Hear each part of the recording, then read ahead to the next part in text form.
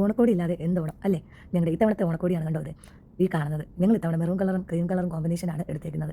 ഇത് കാണുന്നത് എൻ്റെ സാരിയാണ്. സാരിയും ബ്ലൗസും അതേപോലെ മാലയും കമ്മലും വളയും ഇതെല്ലാം നാട്ടിൽ നിന്ന് മേടിച്ചതാണ് കേട്ടോ.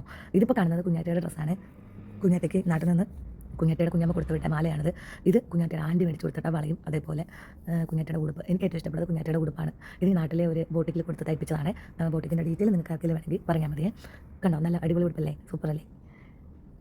പുറകിൽ ബോയൊക്കെ വെച്ച് അങ്ങനെ സെറ്റപ്പായിട്ട് വെച്ചിട്ടുണ്ട്. നല്ല സ്ലീവ്സ് ഒക്കെ നല്ല ഇഷ്ടപ്പെട്ട്.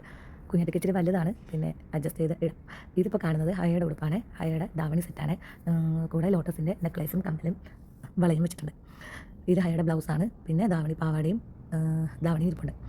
ഷോൾ ധാവണിയാണെങ്കിൽ ഹയ യൂസ് ചെയ്യത്തില്ല എന്ന് പറഞ്ഞു, അല്ലാതെ തന്നെ കൊള്ളാമെന്ന് പറഞ്ഞു. ധാവണി ഇല്ലാണ്ട് തന്നെ ഇതിട്ടപ്പോൾ നല്ല ഭംഗിയുണ്ട്.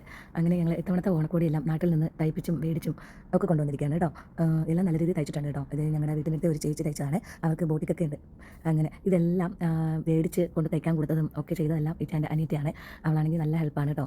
ഒരു ഇതും നമ്മൾ എക്സ്പെക്റ്റ് ചെയ്യാതെ നമ്മൾ ഹെൽപ്പ് ചെയ്യും. അങ്ങനെ അവൾ ഇത് ഇത്രയും മേടിക്കാനായിട്ട് തന്നെ കുറേ കടകൾ കയറിയായിരുന്നു. ഓരോ കടയിൽ കയറി അങ്ങനെ കുറേ ടൈമൊക്കെ എടുത്ത് മേടിച്ച് കൊണ്ട് സ്റ്റിച്ച് ചെയ്യാൻ കൊടുത്തു.